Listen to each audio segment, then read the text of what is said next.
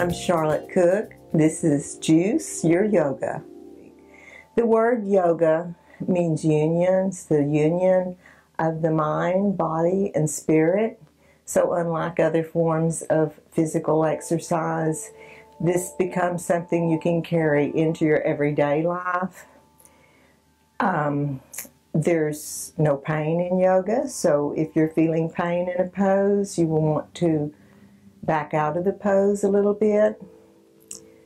At the end of each class, we will have a meditation, a short meditation period. And in yoga, we're barefoot, we breathe through our nose, and a lot of the yoga practice is to do with your breath, and we're going to touch on that today. So I'll be also sharing things with you that are safety issues as we progress. So inhale, bring your arms out. Palms are facing upward. As you inhale, lift the arms straight up. And then on our exhale, we're going to rotate the palms outward and bring the arms down. Now in the past, I've had students that I say a lot of inhale and exhales. So I've had students waiting for me to tell them to inhale. So you just keep breathing, and eventually the breath will lead you through the poses. You'll see what I mean. Your breath is intuitive, and it will show you what to do with your breath. So inhaling, the shoulders are rotated, palms are facing upward, and palms are facing outward on your exhale. That's important because that rotates up here in your shoulder. So if you come halfway up, palms facing upward, and then flip the palms downward and notice what's happening here in your shoulders. If you try to come up with your palms facing upward, it's going to hurt your rotator cuffs. So rotate, inhale up, pulling the energy down, rotating down. This is Sukhasana, cross-legged pose, or happy pose. If you're not comfortable sitting here and you need to get a toe cramp, get a leg cramp, you need to kick a leg out, that's fine. And lest I forget to tell you, I'll try to remember, but if you need to reverse your legs, put this one in front and the other one out. You'll have one side that's more comfortable for you. So we have to learn not to favor one side of our body. There's a lot of balance in yoga, and this is going to kind of level out the sides of the body. We always have one side that's stronger. So our sit bones, I'm sitting on this blanket, and you can get a beach towel or a towel if you don't have a yoga mat, a blanket, and the blocks. These are some of the props we use, and this is called Iyengar style yoga. Nothing you need to remember. It just means there's a lot of emphasis on balance and alignment. And this is a strap. You can get a man's tie, a soft belt. You don't have to go buy a strap, works just as well as this. These are foam blocks, and one of the things these are for is you're sitting here cross-legged. You may have already noticed if you're new to yoga that this is a strain on the pelvic region. Now you can relax. Put your blocks under there, put a rolled up towel or a blanket. So if you need to pause me and go get some of your props to make yourself more comfortable, we'll do so. So as we sit here in Sukhasana, your palms are resting on your legs. Palms facing up, grounding through the sit bones. That's the bones in the glutes that you're sitting on. And as we inhale, you're going to think about the breath coming up from the sit bones, up the body, as if there's a strand from your sacrum lifting you up through the crown of the head, lengthening you upward through the spine. Breathing out, think of that breath washing down your back, just like a little waterfall, trickling down your back, grounding down through the sit bones. Now on your exhale, don't let your body collapse. You don't want to inhale, lift, lift, lift. Exhale. Sit up tall and straight. Breathing in, breathing out, let the breath just wash down the back of the body. As it does so, think of the base of your shoulder blades seating forward into your body. Maintain the space you've made between your vertebrae, not letting the body collapse. Breathing in, breathing out. Now we're going to go into a gentle twist. take your right hand over to your left leg. And I have short arms, so I come up on my fingertips. And I'm going to put this hand back behind my left hip. Okay.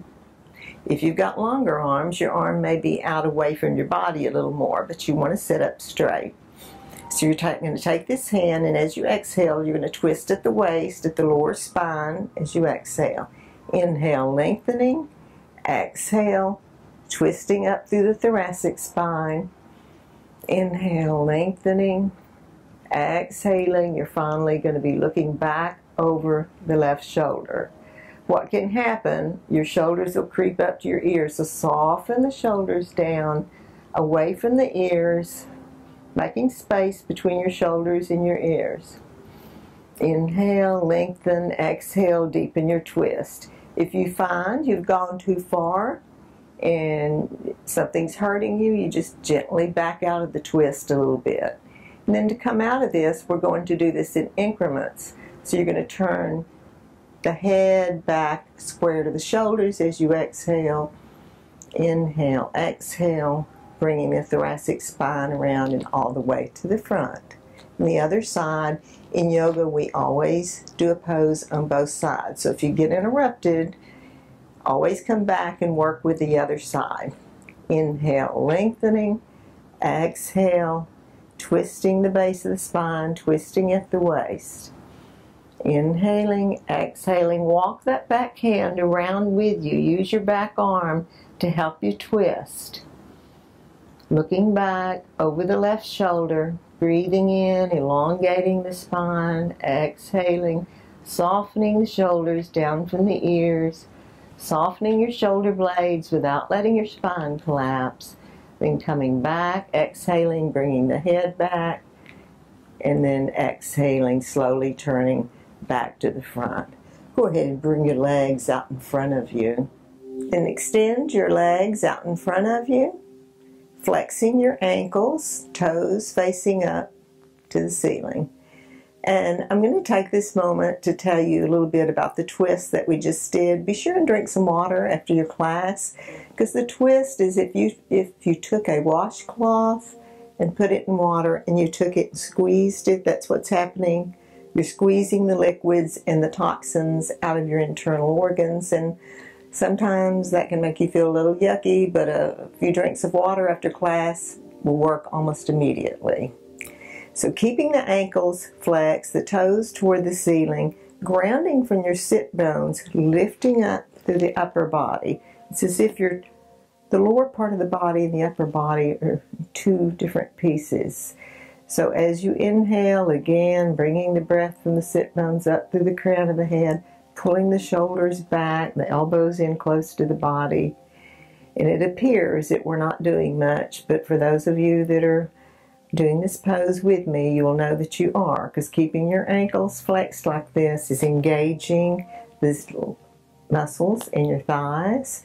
So as you exhale, just release the weight of your legs down into the earth. If you've ever been on the beach and sat in a bed, warm bed of sand, and the waves wash up and it scoops out the shape of your legs, just exhale and visualize your legs just sinking into that warm sand, surrendering the weight of your legs, surrendering to gravity. At the same time, the upper body is lifting up. This is called staff pose or Dandasana. And then bringing the legs back in again. And now we're going to come to our hands and knees into table pose. So if you need a blanket underneath your knees, put a blanket under your knees if you have knee problems. Your hands are going to be spread, fingers wide, middle finger is going to face forward. Your arms will be straight under your shoulders. Think of your table legs. Your thighs are hip width apart. So if you are in table pose, if your knees are way up here, your table is not going to stand very level. So look between your knees and see if you can see your toes. If your toes are together, you'll be able to see them. So bring your toes apart in line with your thighs and with your knees. And from here, we're going to work with our breath a little bit. This pose is called cat-cow. So this is all about tilting the pelvis. So as you inhale, you're going to bring the head forward and tilt the pelvis, coming down. This is the cow part of cat-cow pose. As you exhale, you're going to bow up like an angry cat, pressing the belly back to the small of the back, pressing the shoulders up, chin to the chest. Then inhale, just with your own breath, getting the movement in your spine. You're as young as your spine is flexible. Back and forth with your own breath, about 4 times. You'll notice as you start that your back is stiff. And as you continue, the movements become more fluid. And then on this last one, stop and pause in your neutral position, tabletop pose. And we're going to go into child's pose, which I'm sure all of you have seen before. So you're going to press back. I'll show you the different variations with your arms, keeping your hands where they are, getting length in your arms. Let your head come down between your arms. Okay, some of you that may be difficult, so I'm going to show you some variations depending on the structure on your body type. So bring your big toes together, your knees apart. And this is usually the way I have to do it. I'll push back, making room for my belly, coming down, bringing my forehead down to the ground. Then you can bring your arms in. If your head doesn't comfortably come down, this is called building a bridge. So I stack my fist and I'll rest my forehead here. Maybe stack the palms. Feeling the length in your spine. Think of the fold of your body. Your feet are flat on the floor, the lower leg on the floor, and then thighs folded back on top of your lower leg. And then coming back up to table, go ahead and turn and sit back on your blanket. Rest your hands on your legs. And if you're comfortable shutting your eyes, I'm going to talk to you a few minutes or a couple of minutes, guiding you with the breath through what I call a visual meditation. So just think about the breath as you shut your eyes and breathe in. Again, keeping the length in your spine, but be comfortable. If you need to kick one of the legs out, do so. You can even do this in a chair if you like. The only thing you have to do for the next minute or so is breathe. Feel the coolness of your breath as you breathe in. See how the body's warm the breath as you breathe out.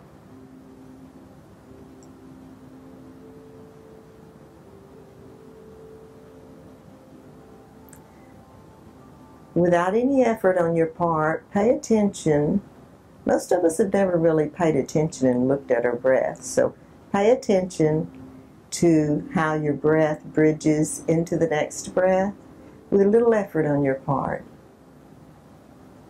So breathing in, feel the space of the chest as you breathe in. Feel the softening of your body as you exhale. You don't have to make the breath extra deep in yoga. Every time we do Shavasana, this is called Shavasana, the relaxation pose. We do it at the end of every yoga class. And in our sessions, we'll do a short one like this. And it's most of the time seated, but eventually we will do a full meditation lying down. So the breath coming in and out. This breath, this moment, moment to moment, breath to breath. Bring your hands into prayer pose. Start where you are. Do what you can. Use what you have. it will be enough.